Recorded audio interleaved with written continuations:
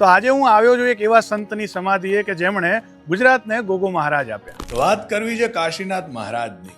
વર્ષો પહેલા જોગીઓની જમાતમાં ફરતા ફરતા કાશીનાથ મહારાજ જમનાપુરની જાડીમાં રોકાઈને તપ કરે છે અને ત્યાં જ રેવા અને ભલા નામના ટુંડાલીના અજાણાને કુંવાની હાંઠનું દૂધ માંગીને પહેલો પરચો આપે છે. ત્યારબાદ તેઓ મુદરડા ગામે મઢી બાંધીને રહે છે અને સવા બુંભળિયાની સેવાથી પ્રસન્ન થઈ ઢળતી ઉંમરે 2 દીકરા થશે એવા આશીર્વાદ આપે છે અને કહે છે કે એક તારો અને બીજો મારો કાશીનાથ. સવા બુંભળિયાને 2 દીકરા થતા એક દીકરો કાશીનાથનો શિષ્ય બને છે અને સંતોષગીરી નામે ઓળખાય છે.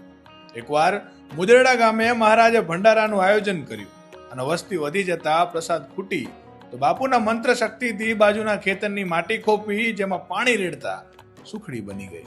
આજ પણ એ ખેતર અહીં હયાત છે.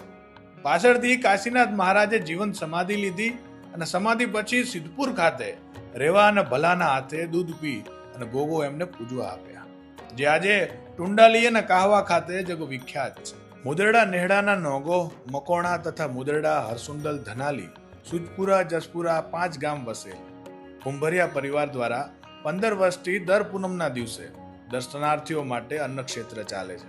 તો આપ પણ આવજો મુદરડા ગામે કાશીનાથ મહારાજના દર્શન.